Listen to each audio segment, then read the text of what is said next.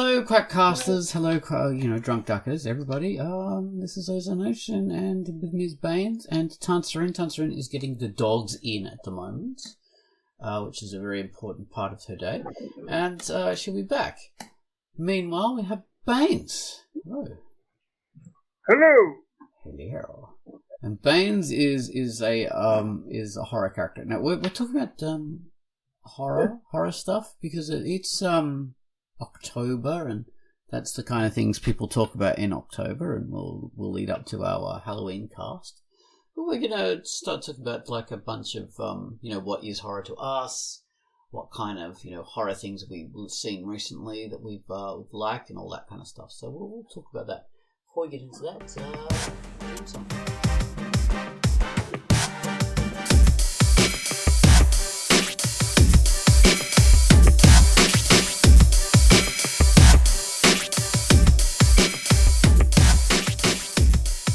That was our theme music. So, now we're going to bring up the featured comic. Quackcast gave us a featured comic called Tales of Rosemary Middle School. So, Quack, talk about Tales of Rosemary Middle School.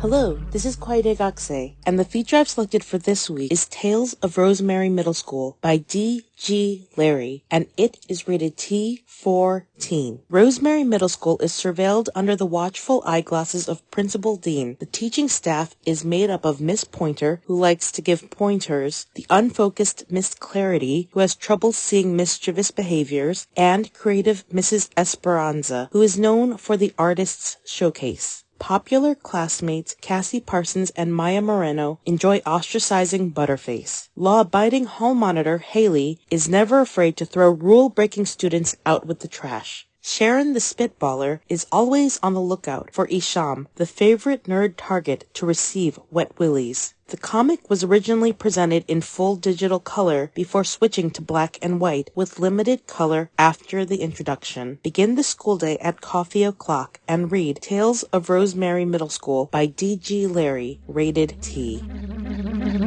That was Quackcast talking about the featured comic, which was Tales of Rosemary Middle School.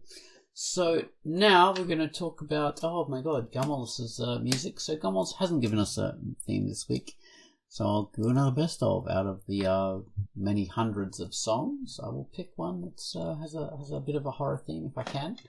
So take it away, me talking about Gunwallace's music. And the theme I chose for this particular day was Pestilent. Thoughtful, haunting.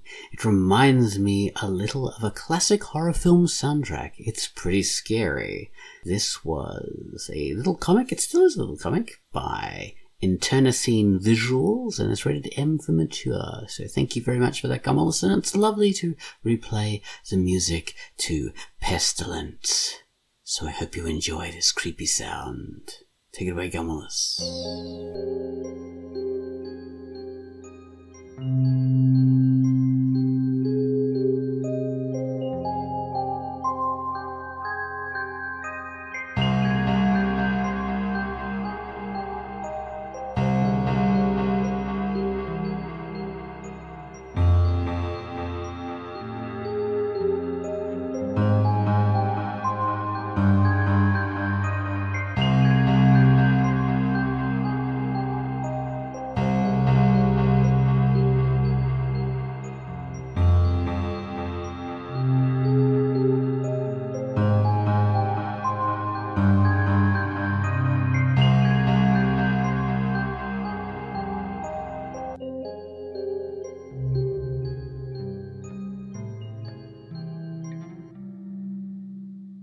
That was Gunwallace with the best of music that I picked. Okay, now horror stuff. Let's see. Well, horror stuff that I've been inspired by recently or watched recently. I'll talk about before I forget. So I watched a couple of things. I featured a comic called DemiMon Hollow Town. I think that's the full title. There might be more to it. DemiMon Hollow Town Syndrome, it's called. So this is a comic by a person called DemiMon, and they do a main comic called just DemiMon, which is a parody of Pokemon. And instead of being pocket monsters like it is in Pokemon, like a whole world with these monsters, it's they're demons. And these demons just do horrible, disgusting things. And so their main comic, DemiMon, is rated A and can't be featured. It's full of, nasty horror, demons eating children and stuff like that. So, but the comic that they did called DemiMon Hollow Town Syndrome was a teen-rated version of the thing. And it was a story set within that world, and it was appropriate to be featured. And I found that quite striking. It's very well done. It's not full on the horror stuff. It's more on like the creepiness factor, which is good. So there's like something horror happening in the background, in the shadows, and that is very striking, very unsettling comic. The whole thing is really, really unsettling, puts you on edge. So they've done it very well, and I'm glad they branched off from doing the full-on horror, which is DemiMon, into doing something a bit more creative, I think, rather than going just full-on. So it gets you to the same area without having to show everything. So it's really good. So that was a comic I saw. In terms of media-wise, I've watched 2 great animations on Netflix. One of them was called DanDaDan. So this is a fantastic anime that many people have seen, I think, because it's featured on Netflix, and it's about a this girl with psychic kind of powers, or sort of like medium powers, like that kind of ESP sort of thing. And she meets a boy who's a conspiracy theorist who believes in aliens, and she doesn't believe in aliens. She thinks, "My God, you're full of crap. The aliens don't exist. It's all ghosts, you idiot." And they basically come together and to try and debunk each other's things. So she goes to look for his aliens that don't exist, and he goes to look for her ghosts that don't exist.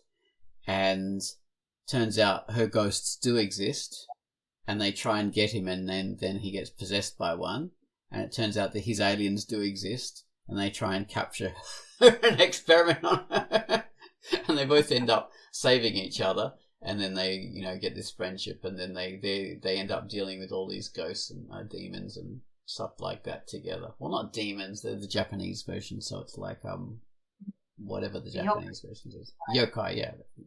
Yokai, but aliens and all kinds of things. So everything. So DanDaDan is really, really good. It's so the X-Files, but better. Very much so. Exactly. Much better. But yeah, that kind of thing. So it's all real. All of it is, everything is real, like in X-Files. But yeah, done way better. And yeah, the skeptic becomes well, they're skeptic about each other, and then they get totally converted. So yeah, that's good. And the other one I watched was Haunted Hotel, which is not an anime. It's an American animation, I think, about I think this guy has died, and he's left the hotel in his will to his sister. And his sister comes along with her, son and daughter or something like that, and tries to set up in the hotel. And it turns out that her dead brother is still in the hotel as a ghost. And not only that, everybody who's ever died in the hotel is there as a ghost too. And the hotel is haunted, and demons come to visit, and it's just hilarious. And they're dealing with all these kind of horrible monsters and death and all this kind of stuff all the time. So it's hilarious, and that's what I like about horror, when it's funny and it just takes things, exaggerates it, and it takes things to a totally ridiculous level. I love that. So that's my horror experience. What about you guys? What's been your media horror experience for recently? Right. Oh. What? Yeah. Go on. No. Yeah, lately I agree with that these days. I really like horror that is a ride, even if it's a nostalgic horror. Like I said on Patreon, horror is kind of like comfort food for me. I've been a fan of horror movies since I was a young teen and even earlier. But I like a fun ride, even if it's not. I mean, yeah, like it can be very comedic with just kind of a bit of horror, like The Burbs, that we all did a commentary on. We did, didn't we? Yeah. Or like more horror with some comedy, like Scream, which I just rewatched. I'll always love that movie. It's like just a ride. It's just a fun ride, and horror is supposed to be fun, in my opinion. So that's really what I like lately. But I do, I definitely appreciate the stuff that's outside of the Scream and everything that Scream spawned. You know, I can see why some people don't like that stuff. Definitely. So I've watched I watched a newish horror movie called Clown in a Cornfield. Just watched that last night. I find I don't have a phobia, but I find clowns scary. I definitely find cornfields very scary. They can hide who knows what. The movie was terrible. I hated it. But I don't know. It might be a sign of age or something like that. I'm like, it's about teens, and I'm a little bit past teenagehood now, just a little bit. Just so I think, barely yeah, maybe out of that, Baines. Come on. Just barely, but I'm very mature. And so yeah, maybe a lot of that stuff isn't for me, or like the sensibility is just doesn't quite fit me anymore. I don't know what it is, but they did a fine job, but it just wasn't for me. A couple of classics. The other horror things I've watched recently was a fairly well-known classic. I think people remember The Omen. Oh my god, movie. Yeah, that was, as a kid, that scared me. And then Carmina Burana was used in that, and it like ruined the song. Oh, yes. Yeah, understandable. I remember seeing it as a kid too. They used to play horror movies on TV sometimes, and I saw it then. No idea what it was going to be, and it was quite scary. Yes, and I hadn't seen it no idea. Yeah, like that was neat. That's what was neat about old horror. It's like you're just watching TV and like something comes on, like, oh, what's this gonna be? Yeah, and it's like, oh my god. Yeah. But yeah, The Omen was quite cool. And speaking of the X-Files, it had like an OG X-Files kind of vibe, where it's a mystery. You're following regular people, and you know they're following a mystery, and it's like something strange is going on. The main character doesn't really believe in. He's so far from believing in anything paranormal, or anything supernatural, or anything biblical, supernatural thing. But it was well done. It was creepy, gorgeous. Richard Donner's first film, the classic director. I think it was his first movie, and shot in England. It's beautiful, overcast, gloomy, and yeah, that was quite cool. And I also saw Rosemary's Baby, which I don't think I'd ever seen before. Yeah, so that's a classic. And gorgeous as well in New York. Yeah, kind of taps into one of the scariest themes for me, which is like the people around you and the things around you seem normal, but it's like you lift up that rock, or under the surface they're not what they seem. And that was very good. It was really good. Yeah. So, I agree. Very scary, because she doesn't remember, or she sort of remembers what happened to her through visions and things that she thinks are not real, I think. Yeah. And that's, oh my god, that's horrible. And she's just, by the nature of her life, she's very happy in the beginning, but it turns out, it just comes to light how vulnerable she is, how kind of there's no escape just by the fact of who she is. She's pregnant, she's very vulnerable, there's kind of no way out, nowhere to go. And I feel it's very, I hate that kind of stuff. Really does scare me when it's that kind of level. Another film like that was, say, something like was it called? Stepford Wives, the original version.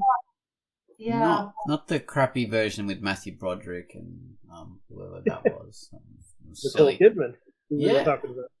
That was just silly, but the original one was really freaking scary, and it's basically a commentary on, you know, like it's not even a commentary. It's like an exaggeration of like the worries of a feminist, and like, you know, it's like they're not saying, oh, this is what feminists believe. It's like that's sort of, it's based on those fears, and that's the germ that helped create the whole idea. So the Stepford Wives are like, you know, the perfect wives. This is a community with in Stepford with the wives who act like proper wives, you know, as society expects them to be. But it's really creepy because they're too perfect. And there's this lady who moves in with her husband to this area, and, you know, she thinks, oh my god, this is a bit weird, this is creepy, all these women sort of acting like this. And then she meets this other woman who thinks, oh my god, yes, oh dear, yes, it's true, they do act really weird, you know, and she makes a friend with her, and then one day her friend becomes one of them all of a sudden, and she's like, what the hell happened to my friend? How did she turn into this? And then it turns out that their evil husbands basically have this deal with these people to just get rid of their wives and replace them with robots that look like them. And it's going to happen to this woman as well, and she can't stop it.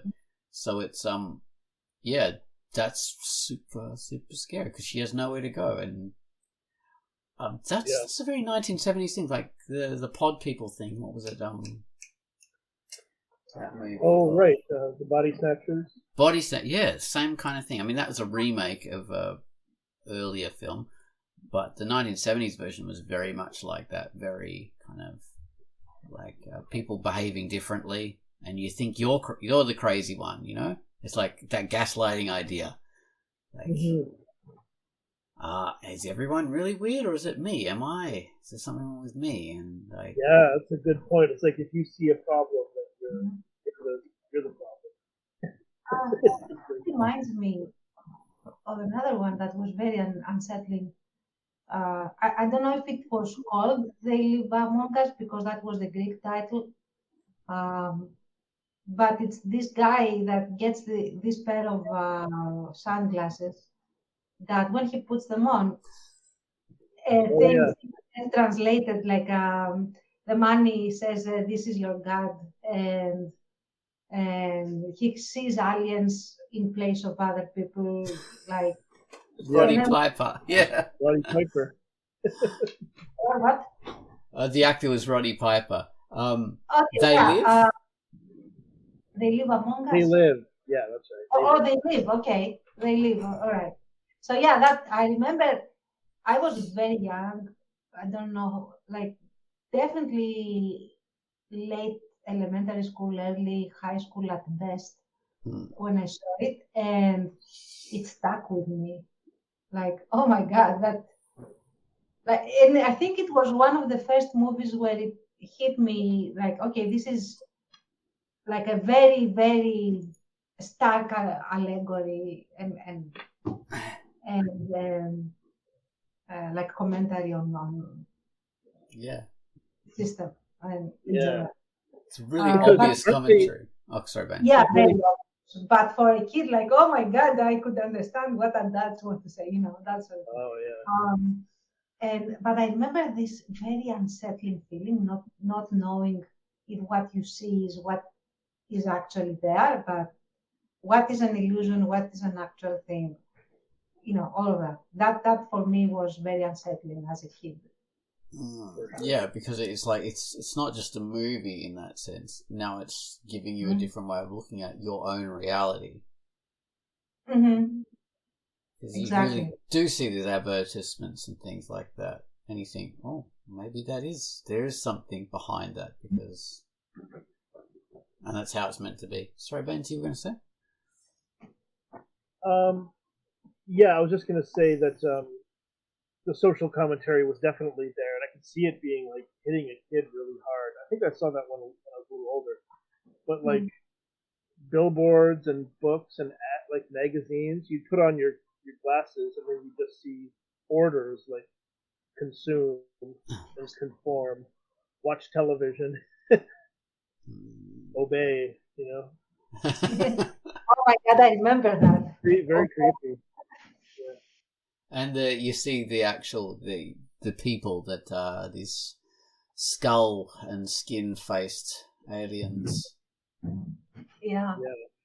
I remember one of the that has stuck with me as an image is when I don't remember what he did, but he did something that ruined the signal or whatever, and then suddenly everyone could see the aliens. And there was this one guy that was having sex with one. Oh, no, yeah. a woman who was having sex with a guy that was an alien, and she starts seeing him as an alien mid like coitus. Oh God. Yeah, it's like, and he's like, what's wrong, honey? Creepy. Mm. Yes, that's a clever film. Yeah, like it's like we say, it's very direct commentary. Yeah, but you have to be that way. You have to be that way, and it does give you different perspective on things. So yeah, they live, and yeah, like you say, Tantz, they live among us is the kind of full kind of thing. But I think the English title is just they live, isn't it? Yeah. Mm-hmm. Excellent. Yeah, Roddy Piper, he was an interesting fellow. He used to be in what was it, rock and roll wrestling, back before it was WWF and all this kind of bullshit. It was just rock and roll wrestling, and he was in there with Hulk Hogan and Andre the Giant and Ultimate Warrior. He was hilarious. But yeah, I started like blabbing on the end of what Baines is saying, Baines's choices, without letting you talk about your recent experiences with horror Tantz. So. Oh, okay. So the most recent one was today, because I have been running the Drunkduck Horror Month. So if you do have an account on Blue Sky, look out for DD Horror Month is the hashtag, because we feature a horror comic every day. And if I see that I get more, I will start featuring 2 every day. We'll see. So some I know, some I don't. But today I discovered this one complete little short called Trevor by, I will butcher the name. I'm sorry in advance. J. Korach Comics, something. Yeah. Again, apologies in advance for how the pronunciation is. But it is such an amazing horror comic, excellently illustrated. I have never seen such good layouts and these weird angles that he draws of people. It's really well done. And it's the story about this one guy, Trevor, that dies in the first page. He's already dead, actually. They are rolling him out on a gurney. And we see all the different reactions of the scientists that are in this silo type situation. And we realize very quickly that this is a very shady deal that had been going on. And this Trevor person suffered a lot before he died. And then, like spoiler alert, I guess, and then he wakes up from being dead and he does stuff. So, and there's a lot of gore, but it is so elegantly drawn that you know exactly what's happening and what gore is happening. But it is drawn in a way that is very schematic and abstracted, and it doesn't put you off, quote unquote, let's say. So I really liked it. I enjoyed it. I yeah, really liked it. Even though it is a very gory horror story. The horror for me is not the gore so much as what is implied happened to this poor man, Trevor. Um, so, and that is a very nice juxtaposition between what Trevor is doing now, that he has come back from the dead, in a sense, and what happened to him to get him there. So, highly recommended, amazing comic. I really liked it. So that was one that I have really enjoyed lately, and another one that I enjoy, and I always binge the pages instead of reading it page by page, because it's the experience for me. The experience is better. That is Pete Face's latest comic that now is on the dock, and it is called Mortify, and it is this very creepy, the very creepy rendition of monsters living sort of underneath a block of flats, a complex that basically steal children to do horrific stuff to them. And you have this protector that appears. And I will not say more because it's so atmospheric. It feels a bit like Junji Ito in Pete Face's style, more or less. That's what it feels to me. And she has a very patient approach to it. Like it's a dread that ups and ups and ups the ante. So, like it slowly approaches you, the horror and the dread. You feel it from the first page, but you don't see it until later on, and it pays off a lot. I really like the entire thing, the entire setup, and how she has this talent of making melting people very, like drawing melting or melted people very well. Oh yeah. So, so that really adds to the atmosphere of horror because I'm not sure if they are undead creatures or demons or something in between. Or we don't exactly know yet, but they are all very, very insatiable, slow, but terrible and unavoidable creatures that target kids. So Yeah, it's pretty highly recommended. horrible. Yeah. So these are the two most recent ones that I have been enjoying. And there are, the old classics as well that I still really like Full Moon Stories and by Vega X and stuff like that. So yeah. That's it. Okay. Oh, well, there we go. Yeah. Let's see. Yeah, there are a lot of good horror comics on the duck. A lot of really good ones. Of course, there's Chubby the Vampire, which is has all kinds of different horror characters. It's mostly a cutesy comic, but it has moments of real darkness. There is real gore and horror sleeping underneath this cutesy, fluffy, sweet world. Which, it's well done. Another one that's not really readily apparent as horror is something like The Gloaming by Hans Reichert. Hans Reichert? I don't know how to pronounce his name. It sounds very German. But that one is it's really sexy, sex focused, and you think, oh my god, this is like a really adult comic. It's really kind of sex focused. But he takes it to the absolute extreme where it becomes horror, which is fascinating, and that's where a lot of good horror does. It's not just, gore and blood and guts. It takes things in an interesting direction, and it takes things in a direction way further than you'd ever expect and turns it into something new, and that's what the gloaming does. It takes an adult sex comic and turns it into horror, because it just goes as extreme as you could go, and it's very well drawn, very well done, and by the end of it you're just like revolted.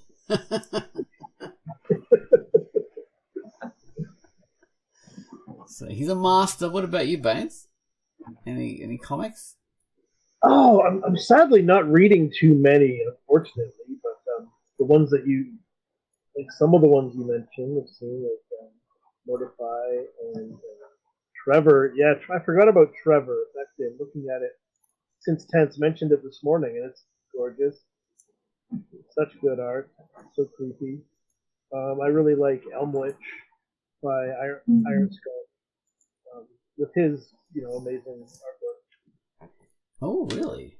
Wonderful, and it's kind of funny, and it seems to be like very character focused from what I can tell, but it's horror. It's scary stuff happens, and it's shaping up great so far. So that's a favorite right now for sure. Now, what was that one where you had a guy who he's this bald guy, and he begins seeing the shadow version of himself, or this shadow becomes his friend. Yeah. Oh, that is My Shadow or something? I don't remember the title, but I like that one too. Yeah, it just sort of turned into it was one of those ones where you thought that, everything's normal. This guy's like having a bad day, sort of lost his job and stuff like that. Or maybe he's a bit nutty, maybe he's a bit loopy, and he just needs some, mental health and care. And it just gets worse and worse and worse. You're thinking, oh geez, there's something really wrong here. That's an interesting take on horror. We had a really strong horror short on the anthology Clock of Dreams. Now that I remember, yeah, we did. By Sky Angel who makes Nikki and made Simply Sarah. Sky Angel, isn't it? I always okay. Good, I remember the game. And it is it's like a surprise unboxing of horror for me. When I read her story, it was very impactful. Very impactful.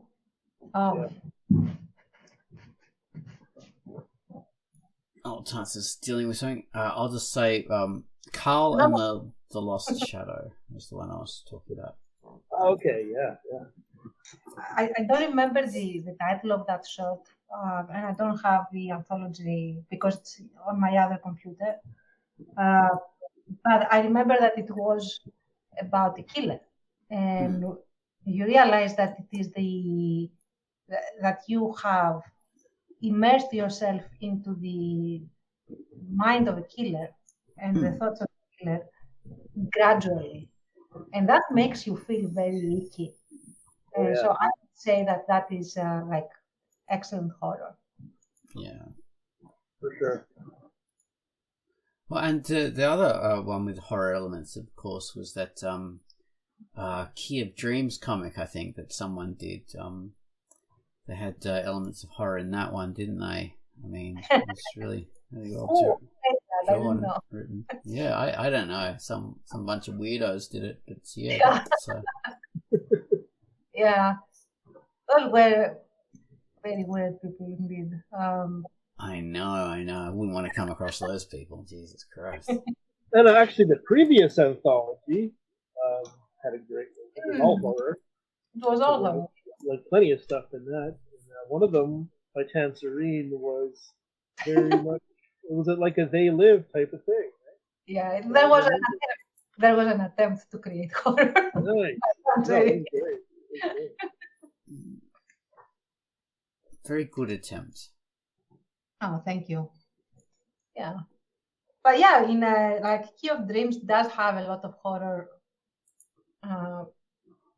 I'm not sure though if it makes you feel the horror.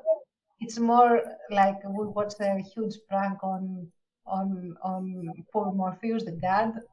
So because it's directed at him and he's the one that's horrified, I'm not sure that like a reader would feel horrified or scary or scared. I see. I know what you mean, but I don't know, maybe because he's trapped and things don't go in the way he expects, and as an audience you would immediately start to identify with or sympathize with that character because he seems to have agency, which is, you always identify with a character with agency. It's not about, people think, we identify with, a character who matches us in like, age or sex or race or whatever. No, it's whoever's got agency is who you're going to identify with no matter what. And so anyway, he has agency and he's having this experience, and you immediately think, oh yes, okay, so he's doing this and that's the way it's going to go. But no, it doesn't go that way. It goes in a totally different, and he's trapped in someone else's world. And so I think you could experience that vicariously through him, some of it. You could. Even though he does kind of alienate you from his world. Exactly. That's having no power at all. It's not only that, I think that it's not the fact that he suddenly becomes powerless. I think it's more that he starts not being very relatable. Like he's more or less a bit of a douche.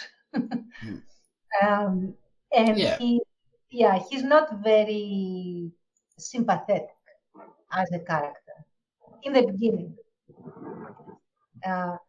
So maybe you don't identify with him as much, like you follow him, he is the main character. Yeah. But you kind of enjoy having his comeuppance, in a sense. Maybe. I don't know. Right. Yeah. In the end, it becomes more about what happens to him rather than him. So, his transformation. And also his experience. Yeah, and Min is so entertained by this. And when someone is very entertained and crack jokes and just is being a troll, I don't know if that's very horrific, but there is a lot of horrific imagery there, like horror imagery, really, really visceral, that you created, by the way. Very. So absolutely, like the imagery is very impactful. Yeah, I mean, like I'm not really a horror person, but for me, like combining horror elements with, so traditionally, like you've got like a sexy female figure, basically, which is traditionally, something you do to make it alluring or whatever, and then you pair that with like melting flesh or a skull face, which if you just had the melting flesh or the skull face by itself, that would be, whatever, you just appreciate that for what it looks like. But if you pair that with something that's meant to be alluring, that makes the skull face even more kind of horrific, because it's taking something that's meant to be alluring and it's turning it to something disgusting and horrific. So for me anyway, that's much worse than just a skull face. Sure. And for me, it really sells why Morpheus is so like he is feeling the horror, absolutely, and he is terrified. So, but that sells why he is like I believe that he is freaking out and wants out. So, exactly. And there is a certain like fun in doing that, even though like I'm not someone who likes horror, but trying to achieve those kind of effects is a challenge, and you go for it, even if it's not the kind of thing you might want to enjoy yourself. still there's skill and interest in making it. How do you do it? Yeah. So yeah, it's a valid experience. Yeah, absolutely. Like when I tried to create monsters, for me they looked like Muppets, but that was the best. No, God, Tantz, you've done in your comic well, it's not verdigris, it's something related to verdigris. It's Verdant. what the Verdant. That's it, Verdant. I knew it. Verdant. So it's a in there you have some horrific kind of creatures with those skeleton things. I mean, that's not just a skeleton. It's like an animated ghoul monster creature, because skeletons have become not that scary as like animated like creatures. But when you see the way you've done it, it is a scary creature. Oh, thank you. That's the highest compliment. Thank you so much. But I was thinking about my short in the previous anthology, not Verdant. Oh, right. Verdant, I do try to make things at least visceral. So thank you. That made my day. And now, I think what we need is please provide me with a nice big version of that skeleton monster for the cover of the Quackcast. Ooh. Oh, sure. Excellent. I'll try, because I don't have my other computer where everything is, but I will get this. I'll get from my Patreon.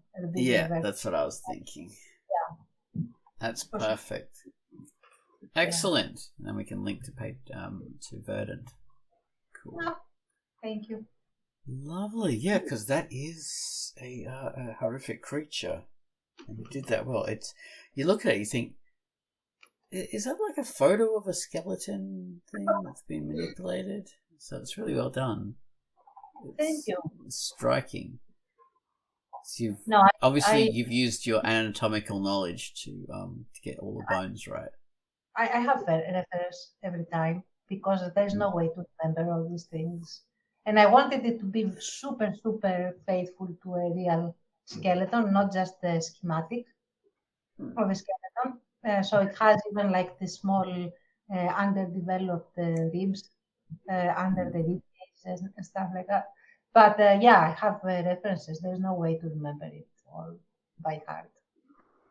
It's so well done. Yeah, skeletons are interesting, aren't they? Because they're structural, but you can tell a lot about the overlaying figure just from learning about the bones and the structure of that body. It's cool. And there's all the myths to do with skeletons as well. I'm not saying about like living skeletons. I mean like that women have less ribs or something. Or, yes, it is. I didn't know that. Yeah, that was a thing. Well, it's based on people's ideas of biblical versions of creation. Like in Genesis. So you've got one of Adam's ribs was used to create Eve. And then shouldn't men have fewer ribs? I don't know. I thought that's what it was, that men had fewer ribs. Oh, okay. I don't know. I've got no idea. I'm not that intelligent, but yeah, I knew there was something concerning ribs. You think? Yeah. Like anatomically, the main difference between male skeletons and female skeletons is the wider hips, the pelvis, smaller skulls, maybe. Yeah.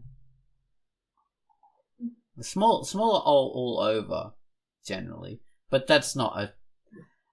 I mean, the pelvis is the only main difference. Yeah. Usually, the sizes vary. So yeah. That's not. The pelvis is the most surefire way to signify female skeleton, male skeleton, because the female skeleton has it's more goblet shaped, more open. But even that doesn't always hold true, because you could have a female skeleton with male-looking hips, because people are not perfectly binary, as certain people now imagine them to be. We are more of a spectrum, so that might be horror for some people to realise that. This is where you insert an off camera scream from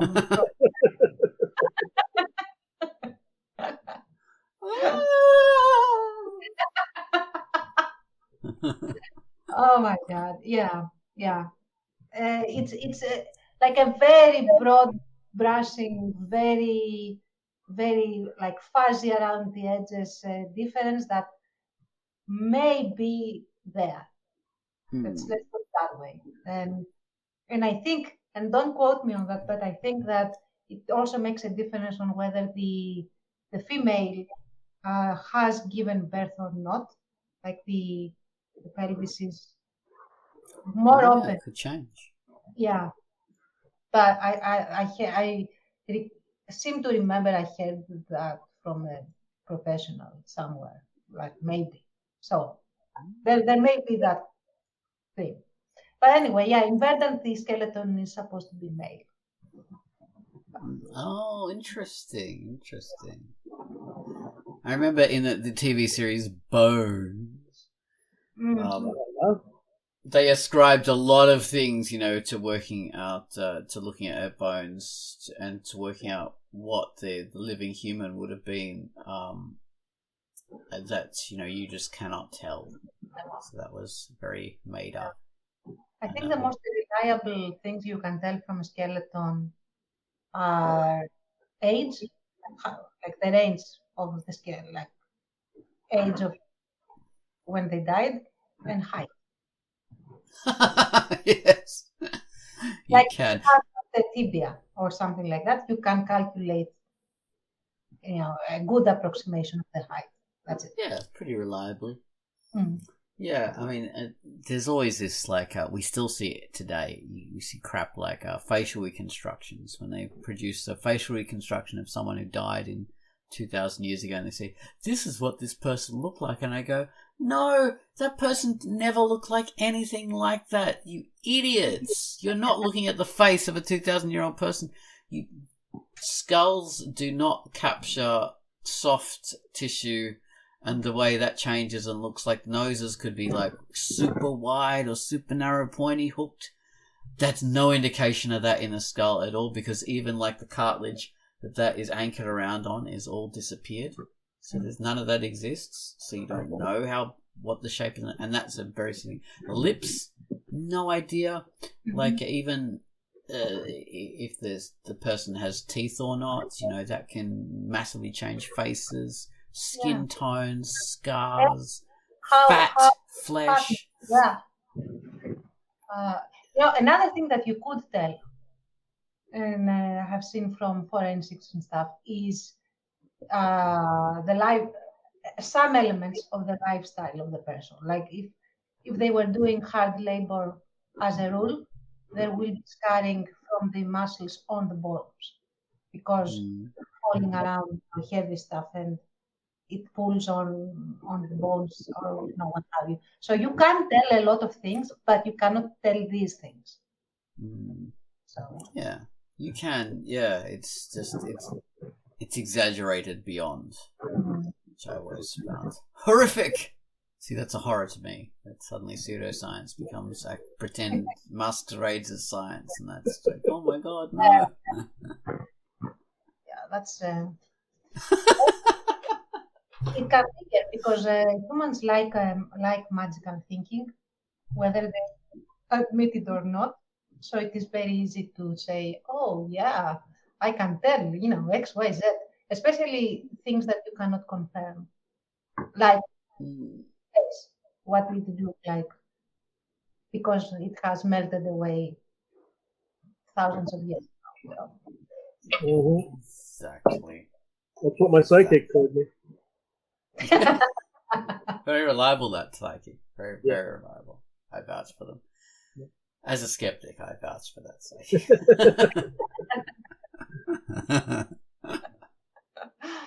Oh dear. Years ago in art class, we were all tasked with having to make life-size skeletons out of whatever material we wanted, and the whole class had to do that.